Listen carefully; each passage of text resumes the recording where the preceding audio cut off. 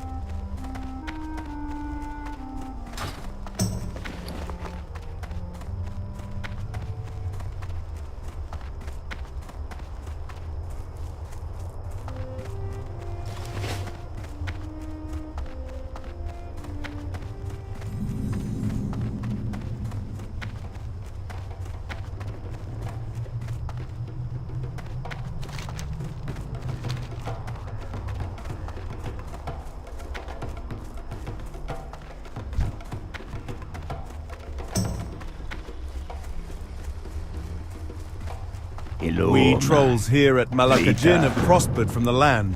Stone Talon Mountain offers great hunting for us to live on. Lately we have attracted the wrong dinner guests. The spiders in these mountains have been raiding our camps at night, looking to steal our hunt. If you were to help us kill off these ghastly beasts, we at Malakajin would be in your debt. Spiders are everywhere in Stone Talon. Just head north from here and you will see what I'm talking about.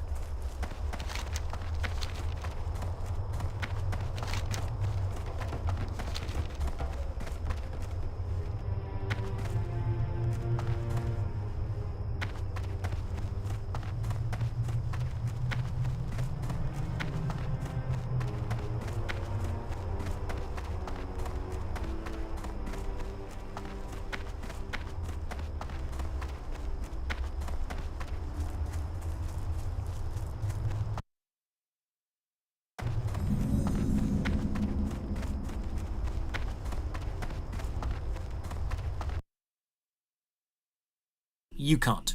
Shame. Would have made a nice trophy.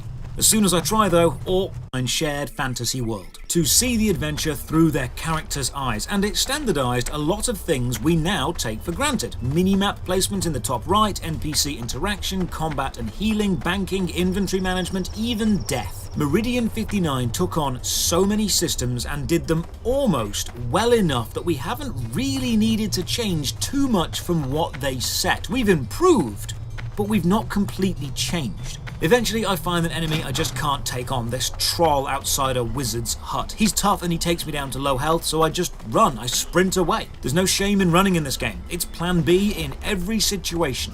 This time though, it's through an aging forest and into a hidden mine entrance. Ooh, this little secret tunnel tucked away in a corner. The mine is abandoned, and after exploring the tunnels for a while, I find this treasure room, a plinth and a golden chalice called the Chalice of the Rain. Obviously I try to loot it, but no, you can't. Shame. Would have made a nice trophy.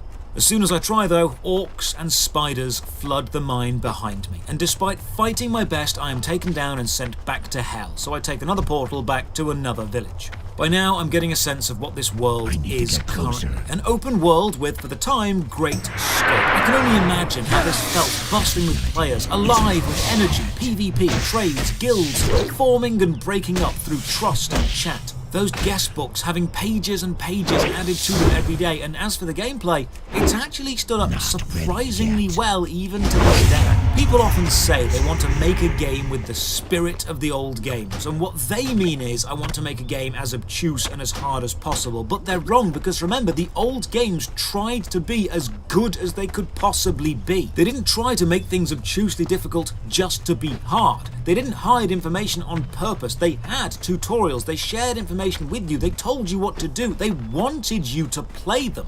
They did it because they thought this was the best they could possibly be, and this game is dripping with style and heart. It was made with the best intentions, and that still shows. I appreciated the tutorial, short enough to flow, long enough to cover the basics. I enjoyed the exploration and uncovering the map. I didn't even mind the combat as slow as it was. I find it oddly charming. The old school graphics add to this lovely ambience. I enjoyed my time in this game. Meridian 59 was an adventure game, back when adventure game just meant open world with stuff to discover, and it worked. It walked so others could run. It was a pioneer. It gave it a damn good shot. It never reached the heights of EverQuest or the infamy of Ultima, but it showed the world that the 3D MMO was a viable genre, and for that we should all be forever grateful. If I could make a few quality of life changes, I would. Click to talk on NPCs, have a world map, have it open with the M key, add in a solo quest line that you can follow so individual players can still feel the world has an adventure for them. Regular viewers will know I'm a big advocate for both group content and solo content, having an MMO appeal to those types of players. This game was made to be an adventure.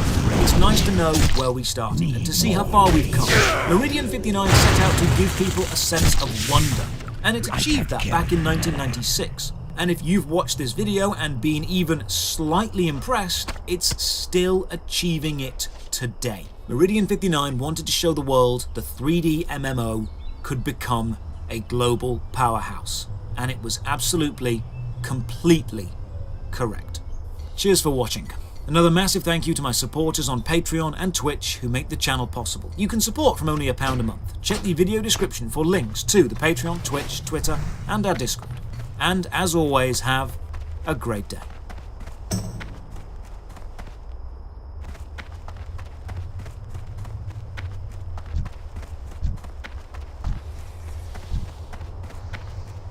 Too far away. Not enough range.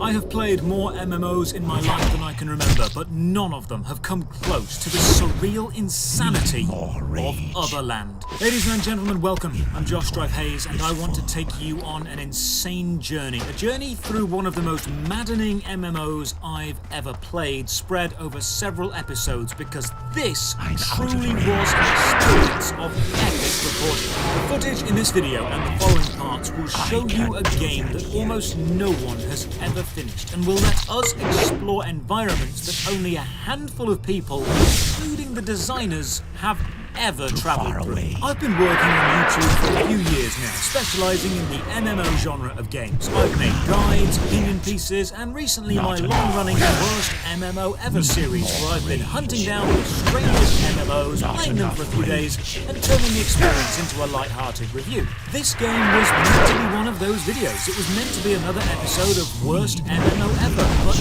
nothing prepared me for quite how odd Otherland would be.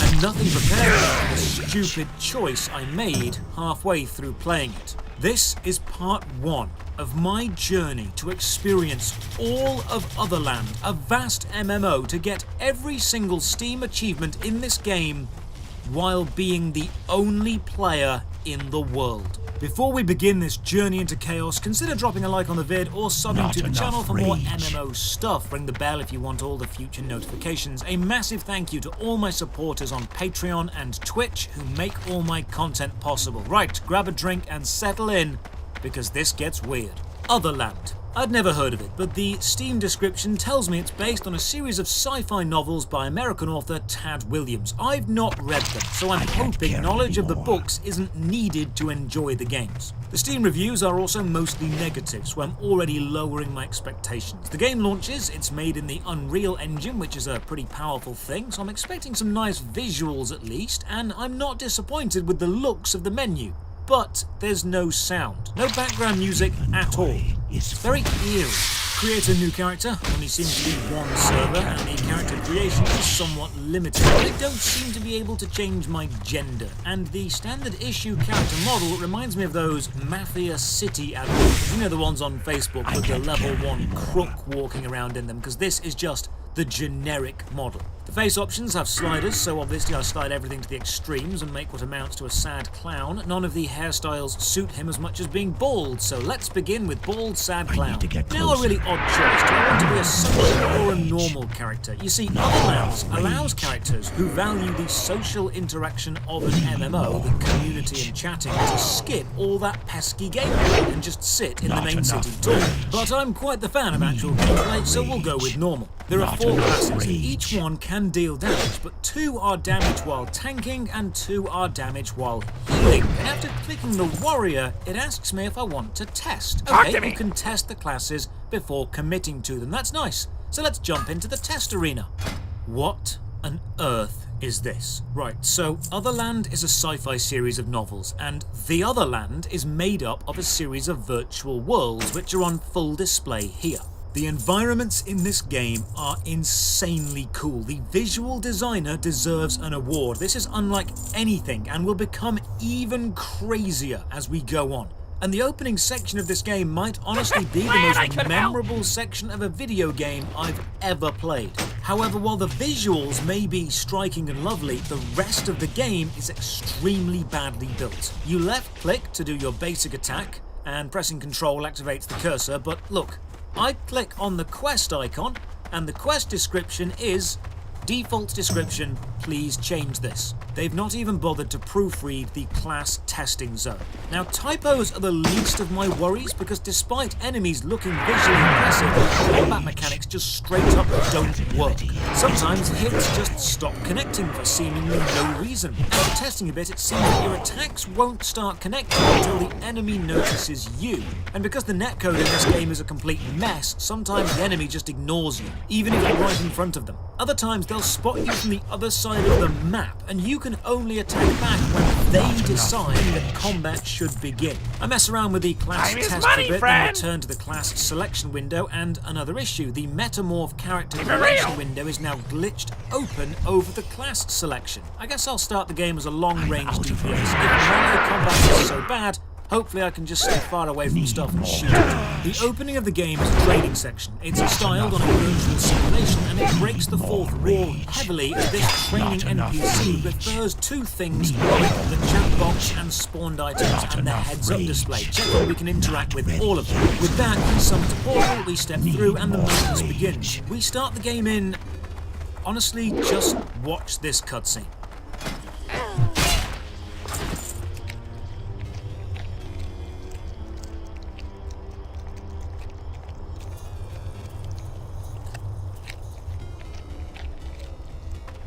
An existential, corrupted, destroyed Victorian orphanage ripped asunder down the centre and frozen in time and space as we walk down the stasis-held centre. The phantoms of children playing shown as jet black cutouts. This is Lovecraft levels of creepy, and it gets so much worse. Everything is frozen and still except us. We are free to walk by, heralded by the ambient ethereal strange. We meet another person. They give us the quest to find others in this realm. So we keep going. We meet the singuloid Sweetie Chain, and she sends us to find someone called Crit You in the Face. I walk a bit more and I talk to Crit, and now I have a bow. I head through this door and another cutscene of a man preaching to 4 others on a central podium inside a room described as... How do I describe this in words? Ancient Egyptian, techno, neo, punk, nouveau riche. I stop to write some notes, and when I look back, I'm standing like this. How has this happened? So I mess around for a bit, and it seems that going from high to low ground doesn't quite make the character model fall. It makes the legs slowly extend from the knee. And if you're quick, you can glitch it into this position. I enjoy messing with that for a bit, then we get into our first fight, and there are just particle effects, triangles and squares flying everywhere. Attacking with the bow has a very soft block system onto the enemy, but you can also just randomly miss. It doesn't really matter where you're aiming because it doesn't always go where you're aiming, and if you turn while firing, sometimes the camera turns, but your aim doesn't, meaning you just keep shooting into the distance. We'll see this more later. I make it into the crowd on the podium expecting an NPC to talk to, but no, they're frozen too. And there's nothing, there's no collision. You can just run right through them. This whole experience is uncomfortable. This feels wrong. I press M for the map and oh, this isn't right either. It's big, but it doesn't open centered on the player. It opens centered on the area, and you have to drag it to you every single time. There's also an icon list on the left, but hovering the cursor over the icons doesn't give you any information about what they actually are. It's literally just a list of icons that you might see. I leave the room and press on, and another cinematic. Now, granted, the visual flair of the fly-through cinematics is amazing. They've got such a great sense of action, chaos, and movement captured in this frozen image. The dramatic power here is immense. But good God, walking through this is creepy. And the oppressive silence just adds to the feeling of I don't belong here, something is wrong. Playing this opening section makes my stomach twist because it just feels so incomprehensibly incorrect. I fight on, and we're effectively in a tunnel of realities, cut apart and glued together with light. Are these scenes from the book? Are these worlds we get to visit? I don't know, but this is the most striking, stylistic opening I have ever played in a video game. Phasing through multiple existences, frozen in time, really gives you a sense of what Otherland visually is. But for every impressive visual touch, there's two bad ones. Killing this zombie makes it explode and the chunks of flesh just spin on the floor. I killed a few more to make sure this wasn't a fluke, and no, this happens every time. Now another cutscene. A flying, winged coffin fires an energy beam at a group of, I assume, brave heroes. How do you begin to describe what this looks like to someone? This is one of the only times I've ever seen a video game use graphics in such an incredibly weird way, it's almost impossible to describe it with words. What is this aesthetic? Egyptian sci-fi neo-punk? Synthwave, retro-futuristic Egypt? I have no idea. This is something you need to see to understand. I'm also not getting any experience from fighting these lower level enemies, so there's no point in fighting them. I open the quest list, I check the available quests, and another odd visual bug. All the available quests are highlighted with blue bars of light. Clicking on one of them, that's essentially selecting the quest, removes the bar of light. So it looks like you're deselecting the quest instead. When this list is full, it's obvious, but with only 2 quests in it, it looks like the game just highlights the wrong one. When has a game ever used the highlight every single quest except the one you're clicking on visual choice? I run around more and I can't. There's a giant invisible wall blocking me. Have I gone the wrong way? Have I missed something? So I run all the way back. I find the NPC Rage Gun fighting some enemies, but I can't interact. I can help the fight, but the NPC doesn't react and nothing seems to matter. I run back to the start and I find Crit You in the face and, right, here's the issue.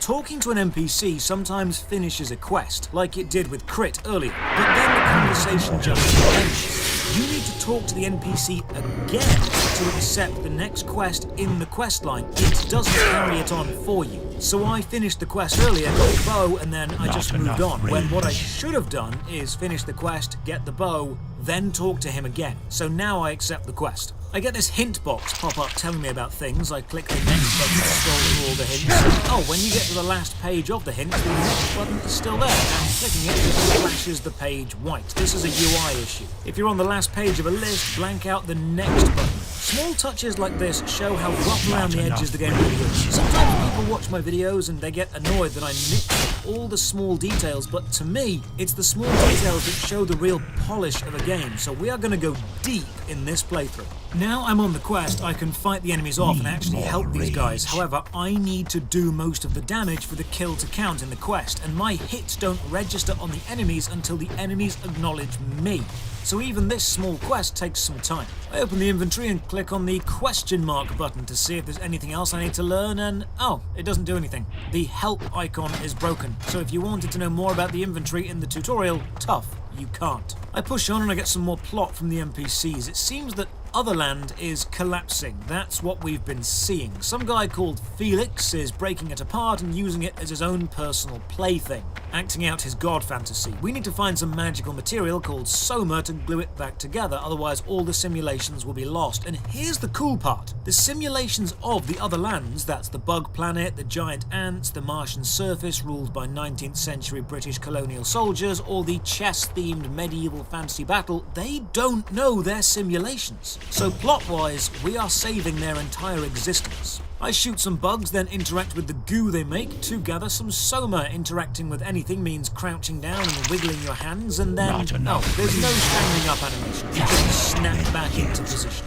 We push through the tunnel of realities into the sci-fi mall next. Again, total stasis. The robots of one side, the humans of the other, leaping into a frozen riot, with only a few enemies we can attack. And here you can see just how badly configured the gun is. I am aiming right at the enemy. Crosshairs are on them, and the bullets are just whizzing past. Now, I'm both impressed by the hitboxes of the bullets and appalled by the combat mechanics. The aesthetics of this simulation reality tunnel are incredible. I've never seen a game start like this. This is honestly unforgettable. And we'll I see thought as this those goes venture on, company the higher-ups visuals were in the slave game drivers. are Keep it real. top-notch, But then I met especially the Sputtervalve, the environmental cruelest design. of them all. Normally I would Ha! tell you to avoid Though it's better the than being MMOs out of a I job, review I like the suppose. plague, because Or I worse, find working with that bad or dead Gerenzo. games so If you you're don't here have to help, But if I've you're got something interested for you in to do. visual design, or Terrible using what the 3D venture company games has design done space here, to eh? create a sense What of were they environmental thinking? wonder, Goblin then company play hiring the a gnome. opening of this game Lucky for me, just for the Sputtervalve knows a atmosphere. genius This when he is the sees Mars one. level. Hired me Martian just after workers I'd been being kicked out. oppressed by soldiers Tells me they dressed built in some the enormous red wood-cutting colonial machine. uniforms of the And British Spud Empire. wants me to I mean, steal the yeah, plans let's for be him. fair, if you were going to have Unfortunately, an empire oppress Gerenzo, an entire bloody planet, gnome, it might as wants well me be dead the on one sight. that nearly oppressed Maybe this you entire could steal the planet. plans Stick for to me. what you know.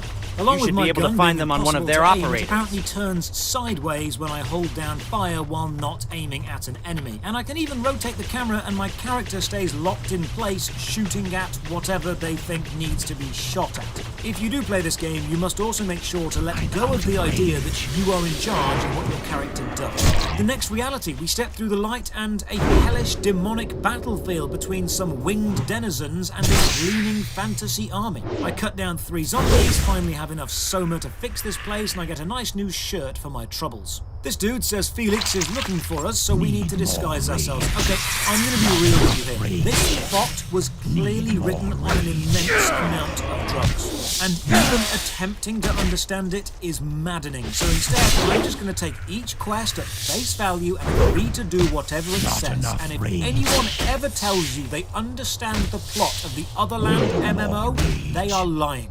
Oh, standing directly on the edge of something like this makes your character vibrate up and down too. And oh god, what the hell are my legs doing now? It's worse than before. Okay, I figure out if you stand on the low floor, then step to higher ground, the game refuses to move your torso until your legs catch up. And sometimes it lags, so you get this squat stance. The texture on your skin also looks like Stretch Armstrong. You don't have knees, you just have a little bit in the middle of your legs that softly curves. I need to kill 10 of these things now, and because they're now a quest enemy, they drop a quest item. Every item an enemy drops explodes out of its body, and every quest item on every quest just looks like a wireframe trophy. While doing this, because combat really is quite dull, I try to clip out of the map, and to be fair, they've actually got these areas rather well hemmed in, but sometimes, like this, the ceiling doesn't have any collision detection. Oh, this bit of decoration is also just the same model as the giant flying coffin from earlier. And oh, the camera has no idea what to do when you are by a wall. You can clip the camera inside your own hollow body and see your legs. Or you can look at the inside of your own face, literally any time you're standing next to a solid object. Kill all 10, then talk to Celas, that's the NPC guiding us, and he tells us we need to hack into the Otherland network and deactivate 3 power nodes to limit the power Felix has. We will do this by visiting the virtual world, so you know what, game, if you're in charge, let's just do this. The first world, and I love this transition. From running up a clinical white virtual staging hexagon surface to the mud, wood, and blood of a World War I era trench. The visual transition is fantastic. And then journeying through this trench is surreal. Again, frozen. Again, silent. But there's flames mid-lash, soldiers mid-scream and burning in frozen silent horror. But the creepiest sight is this regiment of soldiers, all using the same model, all lined up perfectly, and none of them with any collision. You can run straight through all of them. Fight through the trench, a few soldiers, all the same model obviously, attack us, and sometimes combat goes fine, sometimes it just stops responding. Sometimes when I'm out of combat I can use the right click rest ability, sometimes not. Seems to be random as to when. I know you need to be out of combat, but that doesn't seem to be enough. I deactivate the power cube and then move on, and I see this bit. God damn, this game outdoes itself in the creepy visuals every single minute. The area between the trenches of the warring armies is cleared, a huge depression in the earth filled in with stagnant water caused by this large humanoid figure wielding some ethereal energy, and the soldiers from both sides are walking down the muddy slopes toward him and worshipping him. They are slaves, frozen slaves to a frozen god. I will never ever be able to forget this image because it is so strikingly disturbing. A single NPC I spoke to earlier tells me they call this thing dread, and they began worshipping it the moment they saw its immense power. Completely by accident, then managed to clip the camera inside one of the faces of the frozen soldier, and I'm not even sure if this makes it hilarious or even more creepy. It's just so unusual, I don't know what to think about this. I fight through more of the trench and I take on a bit too much and I die. When you die, you can respawn at your corpse or at a nearby portal, but the corpse option has cooldown. Doesn't tell you what it is, but it does happen. Talk to Celis and the swap weapon tooltip pops up. Again, this is the 4th time this exact tooltip has popped up and the 4th time I have closed it. He sends us through the portal to the next layer of Otherland, and I'm just playing in a state of awe and wonder. I'm actually excited to see what I can make next. It's a sci-fi reality. The sky ripped apart, purple neon obelisks lining the pathway to the giant floating coffin angel. A handful of fighters shooting at him while he blasts lasers down on them. I accept a quest and I need to destroy the obelisk, so I start shooting and this spawns little minions. They're so small, they're hard to aim at, and the softlock isn't really helping because my gun just misses. They swarm me and they take me down a few times. Thankfully, the resurrection portal is right there, so getting back in is fine. One time, however, I do die standing up. This isn't the last time the game will just completely forget to play death animations. The only way I can do this quest is by throwing myself at the obelisks again and again, and eventually they go down. I finish the quest and I'm sent through more portals to find Celis. This time I'm in a futuristic museum. Displays of caged beasts and bugs with a dying soldier on the floor. It's actually the same soldier from the World War I trench, but this is the original, and he tells me the Grail has happened, and it's inevitable, and more sci-fi sounding techno speak. Then I move on and... oh wow, this effect. I like this effect. They have used a distance-based visual trick. When the player is far away from that model of the table with people playing either side, the model is physically small. But as we move closer, the model grows at an accelerated rate. So it looks tiny, but we end up running underneath it. I absolutely love when games use non-Euclidean geometry to mess with players, because gaming is the only medium that can do this. The visual designers of this opening area need an award. If you made this, this is incredible. Talking about visuals, let's just watch this next cutscene. This is 8 Square, a virtual chess simulation that grew consciousness and evolved. More rage. Not enough rage.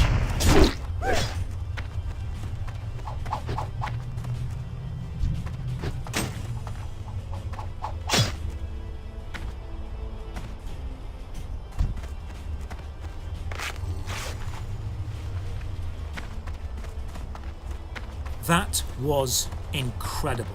Celis now tells us that Felix is gone, the Neo Grail is activated, and we need to kill 14 Neo Grail soldiers, so I get to kill him. Now, beyond the insanely awesome environmental graphics, let's address the elephant in the room, and that is your character's ass. It is succulent. They have used the standard Unreal Engine player model, and that model just happens to have a phenomenal ass. And every weapon has a slightly different walk animation, and every walk animation is a showcase of ass. So yes, if you play this game, prepare for intense ass graphics. For the entire time, because even with armor equipped, it is still that round. Nothing can contain that ass. The combat, honestly, is what ruins the game. The combat is inconsistent, it's unreliable. Hits sometimes connect, sometimes not. It's super generic, and when you compare a combat system like any other to visuals like nothing else, it serves to highlight how generic combat is. I said that I value gameplay earlier, and I do, but I would have enjoyed this opening section more if there would have been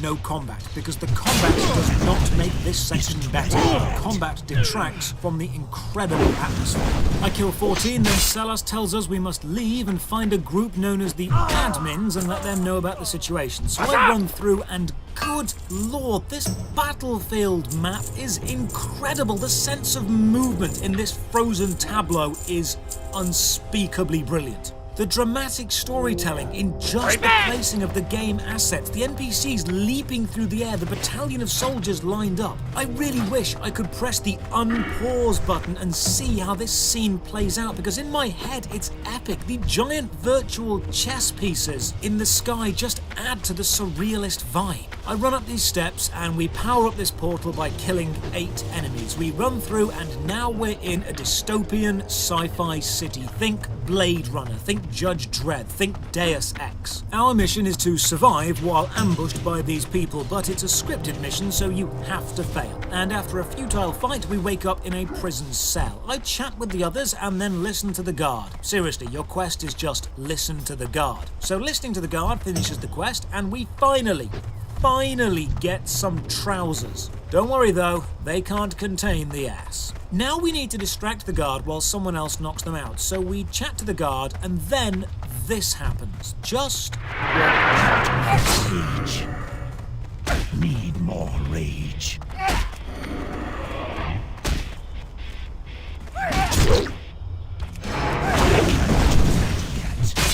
Not enough rage.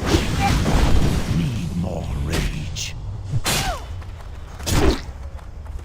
This game has made me say what the hell multiple times now, but that was the most what the hell of all the what the hells. Why was the prison door just unlocked? And why, good lord, why did it need a rock music, yeah, scream over it? Why did sound design for this game just, what were you thinking when you added that? Escape the cell, go and grab my weapon from the chest because we got put into a prison cell. Of course our weapons got taken off us. And why does this PC monitor have such a high definition picture of a woman on it? Why is this such a detailed image? Anyway, grab my weapon from the box and oh, these aren't my weapons, they are better. It's a bow too, so I shoot around and it seems that you can't actually aim unless you are aiming at an enemy. You can shoot horizontally, but you cannot shoot up or down. There is no vertical transition in shooting, so Otherland has the same shooting mechanics as Doom. Now I learn about heavy and special attacks, and we need to use them to break the door. This is actually a decent system, and requiring the player to use it to progress in the tutorial is a great way of making sure a player understands it. The only issue is how bad your hit detection is and how awkward the combat controls are. Basically, every time you attack an enemy, you'll build up 2 bars. To the left and right is your aim crosshair. To the left is your heavy attack, and when it's full, press Q for a heavy attack, and to the right is special. When it's full, press E for a special. So even the keys they've mapped onto, Q and E, respect the screen direction of the bars left and right.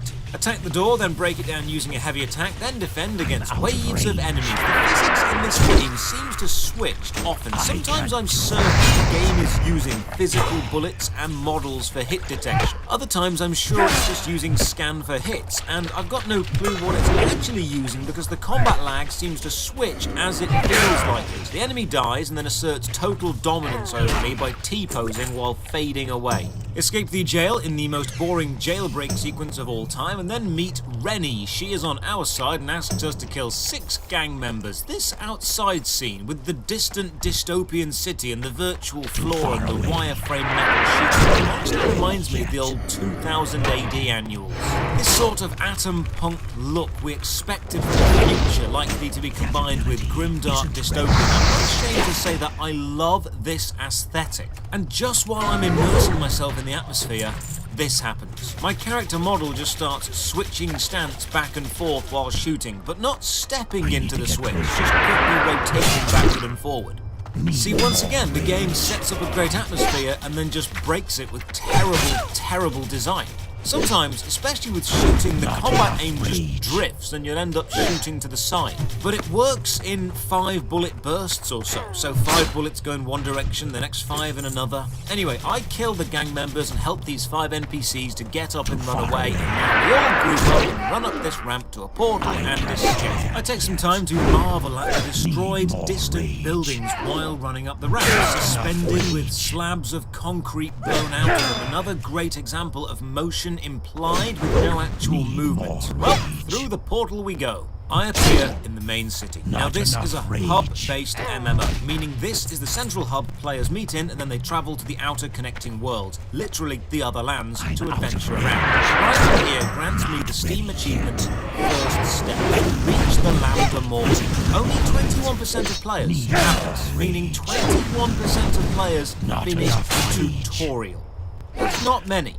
Oh, also, a tooltip tells me that the question mark icon in my inventory is now unlocked. What a strange unlock. Well done for finishing the tutorial. You've unlocked the hints and tips feature. Oh, also, this is the Lambda Mall. This means when I checked the available quests section of my quest log at the start of the game, it said Lambda Mall, it means here. So from the very start of the game, your quest list shows quests accessed here. That's quite strange and confusing for a new player. I explore around and honestly I cannot praise the overall atmosphere of this game enough. Giant rising buildings, or the see-through floor and the endless city void below, the adverts, the screens, the lights, the NPC crowds. Despite having no other players, literally, I checked. Right now, I am the only player on the planet. To prove that, here's footage from slightly later in my playthrough. I went to the auction house and had a look what's listed for sale. Nothing. There is literally nothing for sale on the auction house. So I put two things up for sale. I am the only player with items for sale in this game. This city actually has a very alive feel to it. I feel like a stranger in a strange city, a traveller somewhere exotic. And because of the incredible, weird, immersive graphics, it's actually fun to run around, even if it is a little bit overwhelming. However, again, the game can't help but mess up, and opening the map shows this. Yeah, the map opens wrong still. I mean, at least the icons make sense now because there are icons on the map, but even if I drag the map so I'm in the center, every time I reopen the map, it snaps back to the edge. A quest sends me to talk to this dude, he calls me generic and tells me to go and change my skin. Wow, okay. Rude. Developers, possible suggestions. Consider removing any quest from your game that might be, considered slightly racist. And if the quest is literally, I don't like your skin color, go and change it, it's definitely racist. It seems the quest actually requires you to go back to the metamorph shop like in character creation earlier and change your skin to something else. You need to do this. It doesn't matter what you change it to, and you can change back, you just have to be different. Even if you don't want to, you must change at least once. This is the only way to advance. Now on to the skill trainer. Ah, right, okay, so this is just a quest line that sends me all around the whole city to understand the layout. I get this, and I hate how uninspired the quest design is while being totally enthralled by the visual design. Whoever wrote and planned the quests in this game was just phoning it in. This is talk to A, go to B, click C, but whoever designed the environments, god damn, they took their job seriously. This cyberpunk city is more cyberpunk than cyberpunk. And, oh, okay, these are the skill trainers, just 5 panels with hand symbols on them. I was kind of expecting people. I press F next to them and, yeah, these are them. But there's no pop-up or cursor tooltip or hint to press F. I just did and it happened to work. And this is the interface. See the scroll list at the bottom right? The one with 5 skills showing. Yeah, that's the skill trainer interface. You've got the entire screen to use for UI, and this is what you go with. I imagine the dude spent all week designing the city, then went, oh shit, gotta do the skill trainer UI, and just threw this together in like 5 minutes. Running back to hand in the quest and just listen, and see if you can hear what I hear. Need more rage. That ability is not yet. Not yet. Not enough rage. Need more rage. Certain surfaces don't have footsteps. Not enough rage. It's as if the walking or running sound is tied to the floor you're moving on, not the character model, and they've just forgotten to put it on some surfaces. Normally, audio cues for movement, such as footsteps, would be tied to the character model and then changed based on the surface you're on, not entirely dependent on the surface. Explore some shops and find this one. This NPC asks me if I want to open the Tad Williams online store. Now, Tad Williams is the author of the Otherland books, so this seems like a perfect place to advertise. I click yes, and nothing happens. Doesn't launch a window in the game, doesn't open a browser window, nothing. The online store function is broken. Although, I'm going to be honest, I can't imagine you're missing out on a huge amount of sales. Now I find an article online from PC Gamer. The writer Matt Elliott also played through Otherland, and he had pretty much the same experience as me so far, but he stopped here. He explored the main hub and called it a day. We are going to go so much further. Next quest forces us to explore our U-Space. That's the Otherland main player housing. You travel to your own U-Space using the giant portal in the middle of the plaza, and you arrive in the staging room. Then you go through the door to your actual room. Here you can change the lighting colour on the walls or the wall decor. You can buy extra stuff for this, but I'm really not bothered about this right now. The first thing I am reminded of, though, is how much this room looks like the room from the first Star Wars film. Round chairs, giant windows looking into the city below, curved walls, open space. This is a dead ringer for the apartment in The Phantom Menace where Anakin and Obi-Wan protect what's her name? You know the one that I mean. I'll put a picture on screen now. There's also a huge floating text message outside the window. It's a thank you message from the developers, thanking people for supporting them while they work on the game, thanking them for their patience and understanding. And I'll take this time to remind you right now, I am the only person on the planet playing this game. So on behalf of the entire player base, which I definitely have the authority to speak on, you are welcome, developers. The quest line sees us leave and then travel to another apartment and chat to some NPC, accept some quest to go and save some place. And why is the door a sky texture? Why? Why is this the way that it is? Oh, I guess I've got to accept the neon flowing palm trees. I also need to accept the endless sky door. Back to the main menu, take the portal to the water village. Remember, this is a hub-based game and all the adventures start in this city and all the players, or player in this case, meet here before travelling off to other lands. So let's go and save the water village. Hold on, Sora, I'm coming. We travel to this oriental-looking village nestled within a bamboo forest, and our first quest is to go and kill 8 rocks.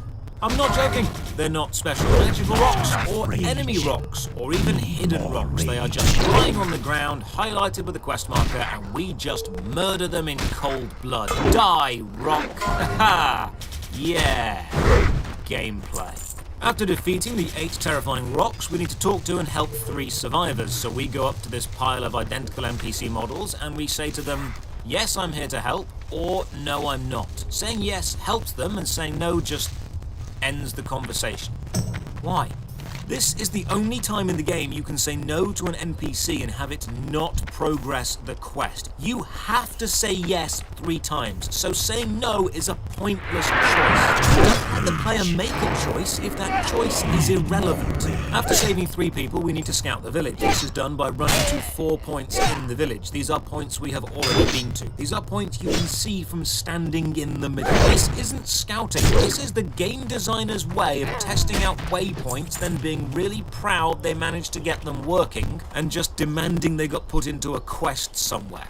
Finish the pathetic scouting, talk to this dude who tells us to go and rescue villagers from the monkey people. Okay, monkey people, that's quite pulp fantasy. I hope this is explored more and it's not just a single throwaway quest in an area that we never revisit. Spoilers, it's exactly that. I'm meant to be saving this group of villagers from the monkey people by killing 15 monkey men, but the villager NPCs are super aggressive and they're killing any monkey man that comes near them, so who am I saving? These guys seem to be tougher than me. They could just walk home. They're not in danger. They're hunting monkeys. Anyway, I killed 15 monkey men and the combat system really hurts this game. Honestly, the graphics and story so far would make a decent simulator, but the lackluster combat with the buggy hit detection and the special moves that just straight up refuse to happen sometimes make it weak. Seriously, max out my special attack meters and heavy attack meters, press Q and E and then nothing happens most of the time. Or when it does happen, it misses. It's an AoE special attack. It's not meant to be able to miss. Kill 15 monkeys and talk to this villager the exact moment the NPC model steps behind this bush. So it looks like I'm just having a nice chat with the shrubbery, then report to the warrior dude and he sends me to chat with the village elder because, you know, that's how fantasy stories work. You kill some monkey men, then have a chinwag with the elder.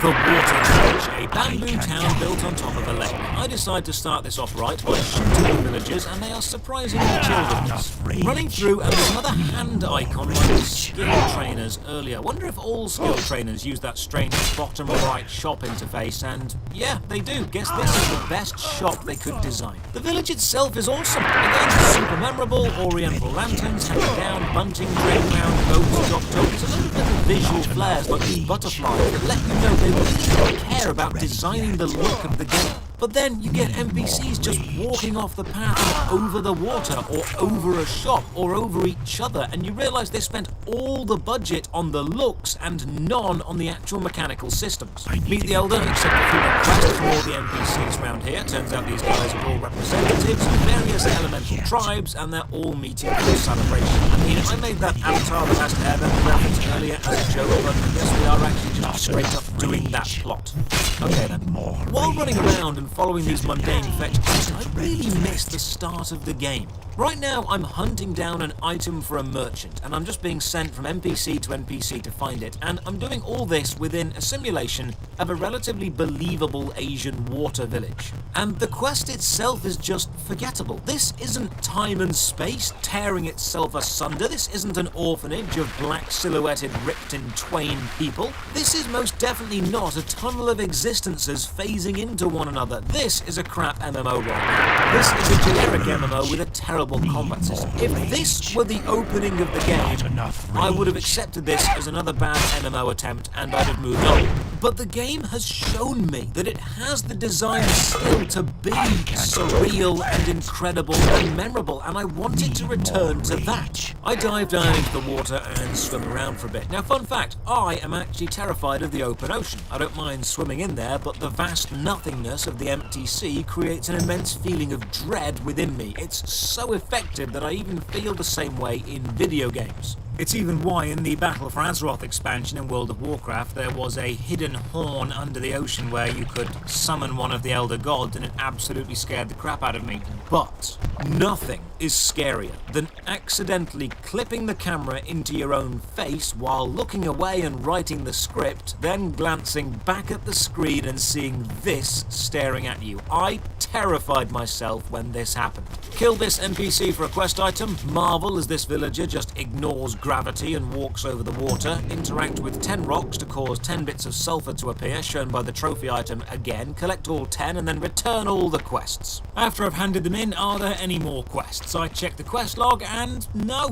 seems not. The area list seems empty. But then I open the map and oh, there are still quests, shown by the golden trophy symbol. They just don't show up in the quest list. You'd think if an area was going to have an area quest list, it would actually show the quests within that area, but no, turns out everyone doesn't. You have to check the map. I talk to this giant tree, he needs 4 foxes killed, so I go and kill 4 foxes, and then I face the toughest enemy so far, the glitched dead fox. This fox has been killed. It is on 0 HP. Its model is in the death pose, but it refuses to give up and glides after me, hurting me.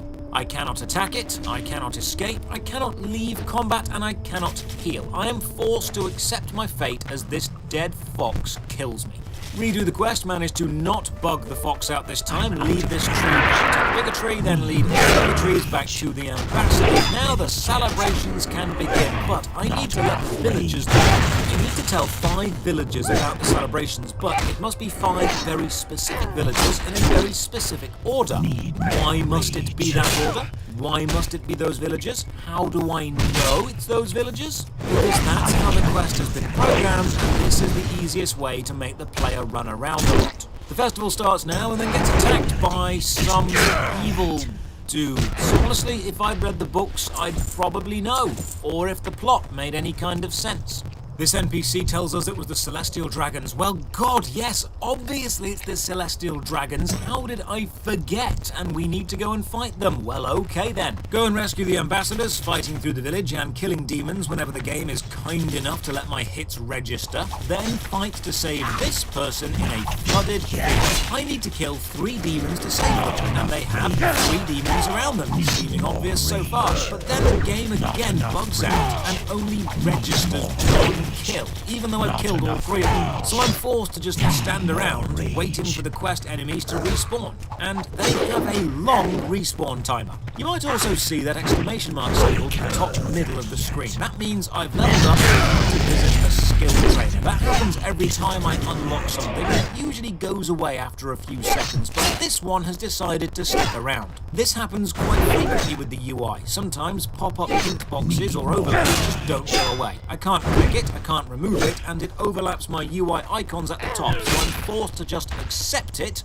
and leave it there until the game decides to unload it. Fight up this hill and kill 10 demons along the way. The inadequacies of the combat system are on full display by now. Hits phase through enemies, aiming just swings wildly around, special attacks don't work when I click them. It's an absolute crapshoot of what mechanics will or won't work. The top of the hill leads me to a portal that drops me into a chaotic fight between some demons, and I mean, I've been assuming these people are the good guys, but I really have no idea. There is a domed shield in the centre, however, that when I jump on acts like a giant trampoline, so this is fun for a bit. Chat to the Watermaster, they explain it's all the Celestial Dragon's fault. They have broken the world and we need to fix it. We can start by killing 5 beacons. Well, they know more than me, so I get to killing the beacons. The Celestial Dragon then appears, the fight happens, and the dragon escapes. Oh, also watch as I move around in the map and the graphical pop-up tells me I've moved into the default region.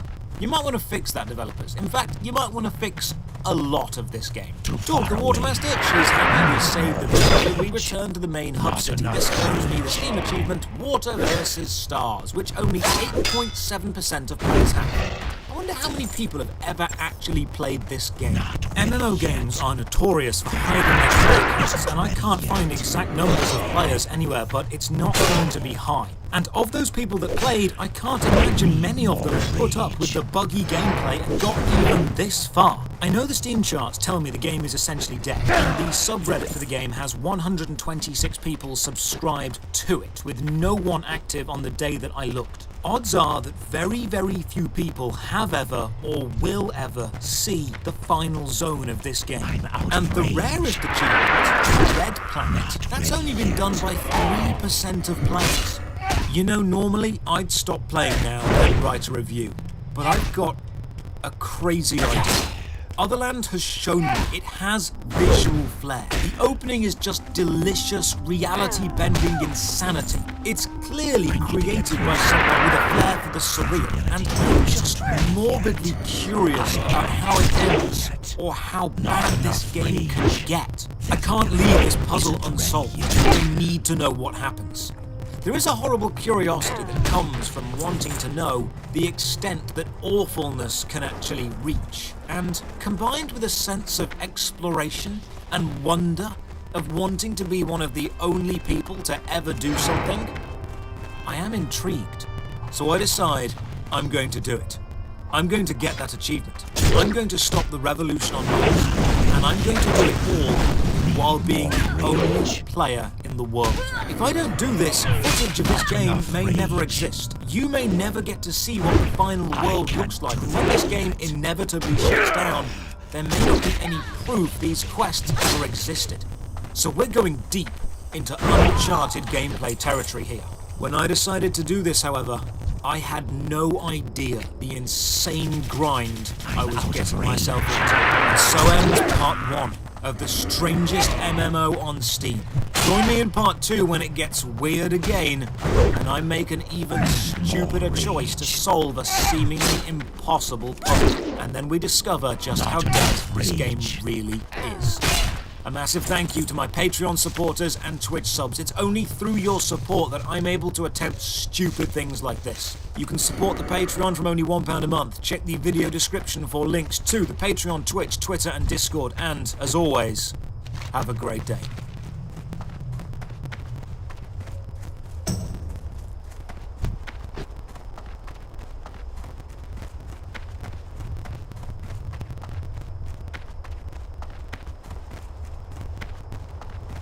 Gameplay mechanics entirely through massive text dumps. Tree of Savior is perhaps the most disappointing game I've played on this series so far, because the foundation for a fantastic, successful game is there, and the art style is absolutely without parallel, but it's held back by its abysmal player experience. Ladies and gentlemen, welcome. I'm Josh Drive Hayes, and this is Worst MMO Ever, a series where I play the worst MMO games I can find so you don't have to. Drop a like on the video or sub to the channel for more MMO stuff. Ring the bell for all the future notifications. As usual, a big thank you to all the supporters on Patreon and Twitch who keep the channel alive. More on how you can support at the end. For now, let's begin. Today we are playing Tree of Savior. It's on Steam and it's free, so let's give it a go. First off, it's 28 gigabytes.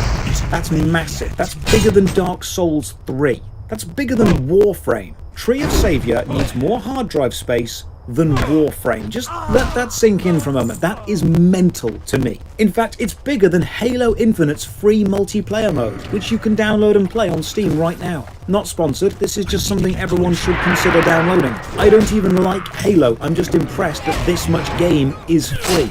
So we begin, and the first thing you'll notice is the art. It's lovely, and this is one thing I cannot praise the game for enough. The art team on Tree of Savior have absolutely knocked it out the park. Seriously, 10 out of 10. From backgrounds to character design to the drawn conversation avatars, Tree of Savior is a stunningly good-looking game. It is dripping with classic RPG style. Unfortunately, it does seem to have a beauty is only skin deep kind of thing going on once you really get into it. We start off in this lodge making a character. I'm getting very Super Nintendo JRPG vibe. The viewpoint is diagonal isometric with some 3D depth. The items and objects and enemies do exist within 3D space, and you can see the depth in them as you sway gently around. And here's the first issue. You need to hover over a class to select them. But watch this. If you zoom in all the way, the class choice hitboxes are perfectly mapped to the little avatars you can see in the game. But if you zoom out, the avatar's position on the screen changes because they're now further away, but the hitboxes for class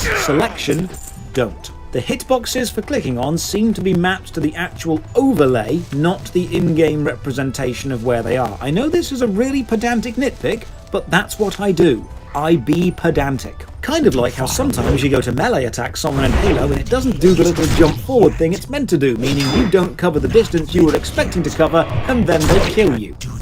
So I go with a swordsman because I'm basic, and the intro begins. It's rendered in-game and it's lovely. I'm being taken back to those old classic RPGs. I'm feeling Breath of Fire, Chrono Trigger, Secret of Mana, Lufia, Rise of the Sinstrels, Soul Blazer. Tree of Savior has got ambience and sprite design spot on for what it was going for. And then it starts singing, and it's actually a pretty good song. It's time to feel this sensation.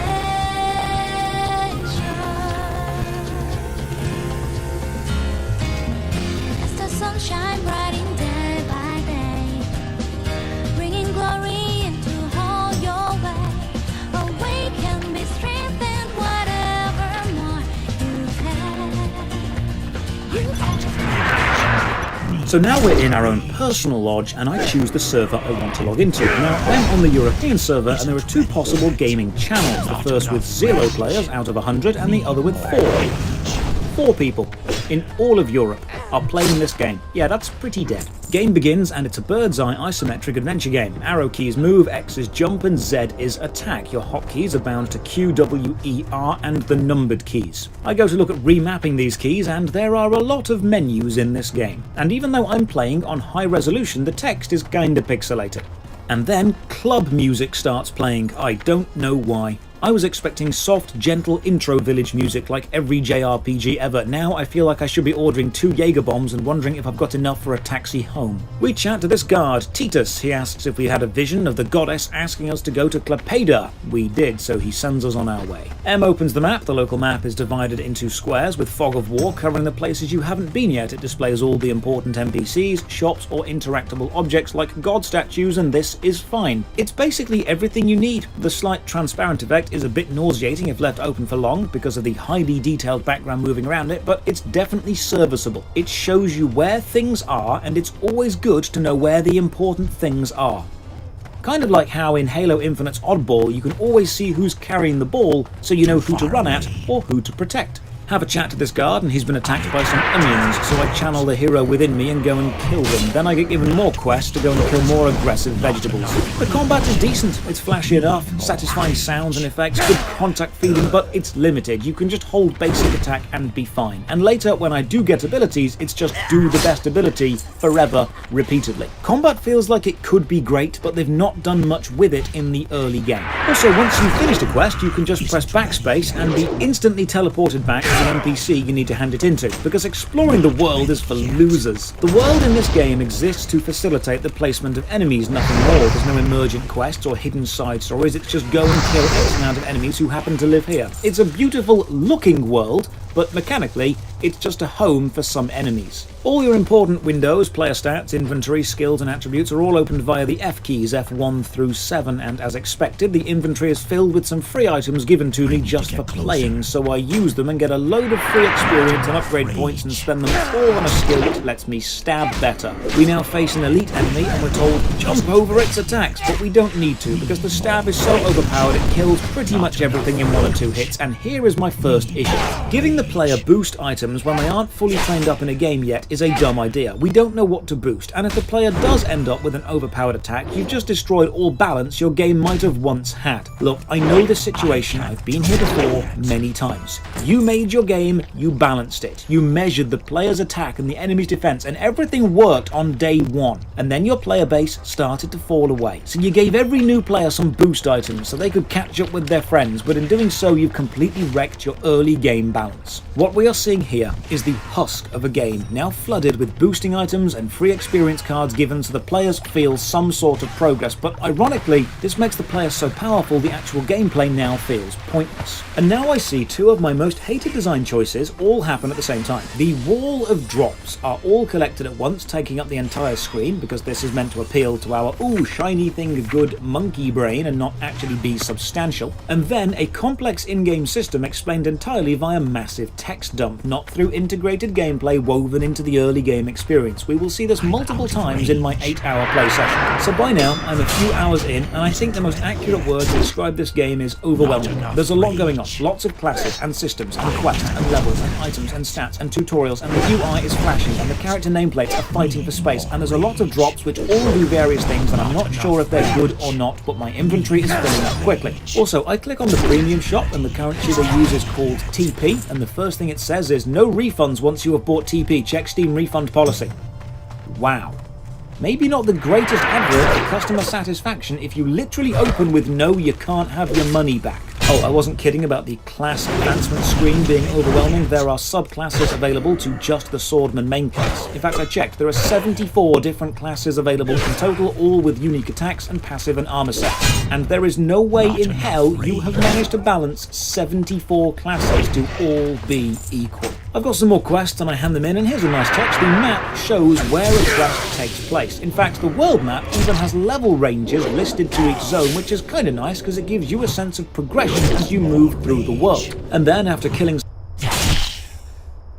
some onions and being overwhelmed with class selection, I take some time out from my day to help troubleshoot some random dude's issues in-game. I mean, I've only been playing for a few hours, but when someone else can't attack, I can probably help out, even though my advice boils down to turn it off and on again. I mean, look, I'm basically helping 20% of the player base here. Now we get given a system we'll never use. Pressing insert makes you sit down and rest, and while resting, you recover stamina. And if you have firewood, you can build a bonfire and recover faster, but I don't have Far away.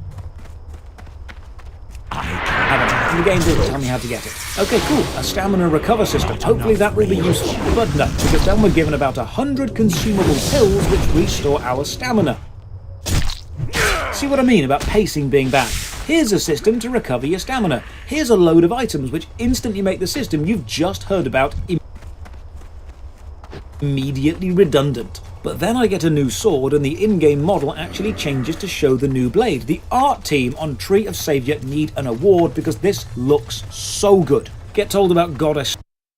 Hey, how you doing? Hey, is that what I think it is? Great, now let's see. Have a good one. How am I supposed to understand this stuff? Can't figure out the way gnomes think. Let me tell you, I'm surprised they could build Here the he wheel, comes. let alone those flying machines they like so much. My foolish peon. This envelope has all the information I was able to snatch as they booted me out the door. Venture company internal documents, some manuals, technical things. Oh, and of course, the Super Reaper 6000 blueprints. Sputter Valve has taken up residence at Ratchet in the Barrens. Shouldn't have much trouble finding him. He's a little green fellow. Let's see. Alright, shipyard is buildable. And let's start rebuilding our orcish armada.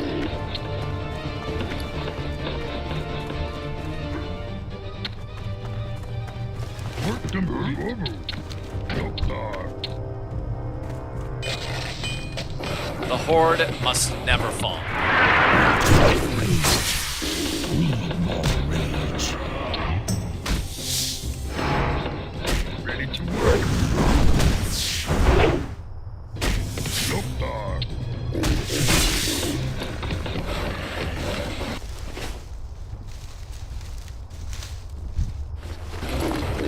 What you want me to do, Lord? What you want me to do? You know, just obsessively clicking on things. It's something that we have to do from time to time. Don't mind me. Need to get closer. It's been rather exciting for me. There are just numerous Not fun enough rage. Warcraft accounts out there.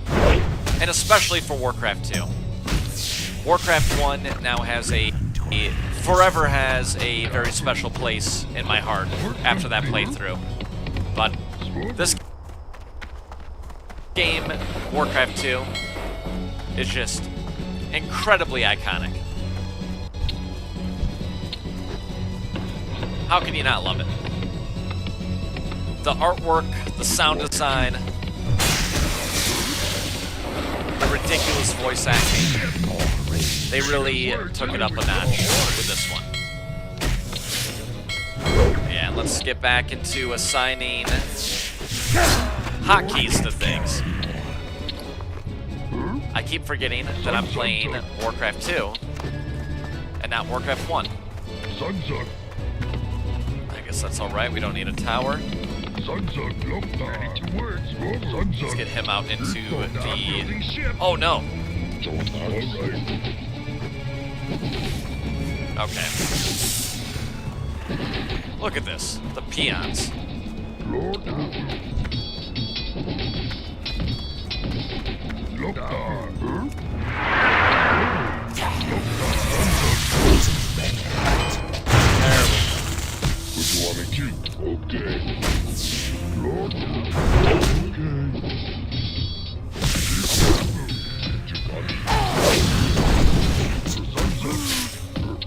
Not enough rage. I can't do that yet.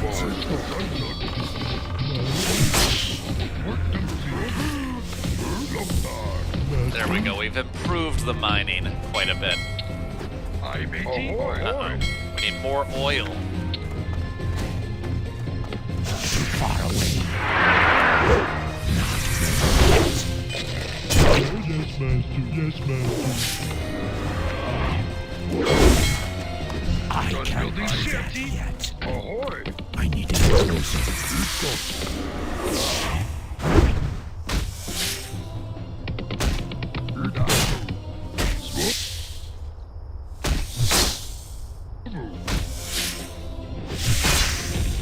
Oh. We're being attacked. Yes, Captain. You're the captain. No way. Alright. You know what? We need a barracks.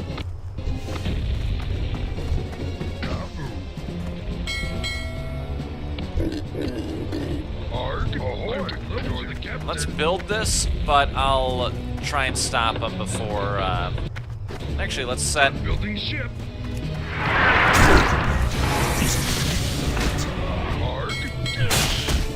How much oil? 700 oil. We're gonna need some ballistas. I can't carry anymore. Oh, that is frustrating. I'm out of range.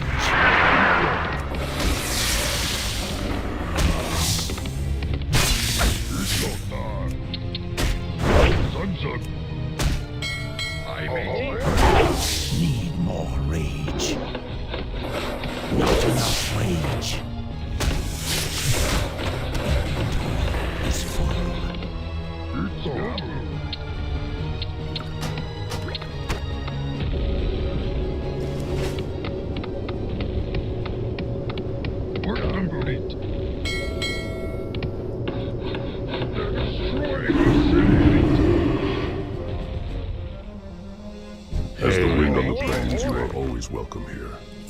Alright, we'll keep them hanging there for a minute. And let's just get our upgrades up and running.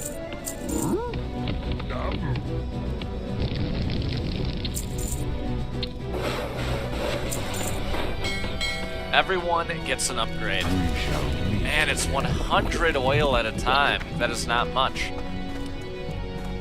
We are able to get a stronghold, though, and I think that that increases our production of all resources. Although we So that'll call be this worth it. land the Barrens, to one who knows where to look, this place teems with life. That will be worth it. Greetings, young one. You are here to walk the hunter's path? Very Okay, good. I Let am us getting a begin. blacksmith. Ishamuhale, Speartooth, is the fiercest sun-scale raptor of the Let's get our Barrens. foundry. He does not so we hunt for can sport, upgrade. nor for food. He hunts because hunting is his passion. He kills because it is his nature to kill. Upgrade our And you will fearsome learn of his units. nature, adventurer, for your path now follows the taloned tracks of Ishamuhale. Begin the hunt. Slay his favorite prey, a Gevra, then bring its carcass to the dead tree northwest of Ratchet. Ishamuhale will smell the carcass and be drawn to it. Be ready when he comes. Oh yeah. Upgrade everybody. Rage. We've got cash money flowing in. Work complete. Cash money for Mechcraft. Aye, matey.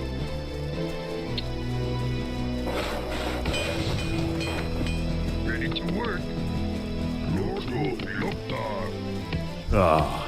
Adventurer, Melor Stonehoof has heard of your deeds and has set a path before you. If you wish to take it, then go to Thunder Bluff and speak with Melor. You will find him on Hunter's Rise. Be careful. Yep, we'll upgrade the ship armor. And the Alliance will not be ready.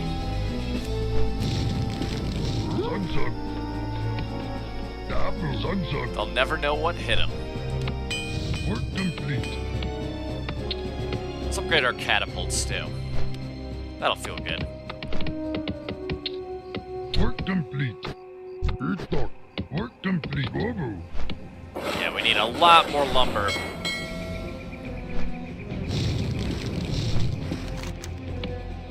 Wonder if it's worth it to have 2 per. Let's try it.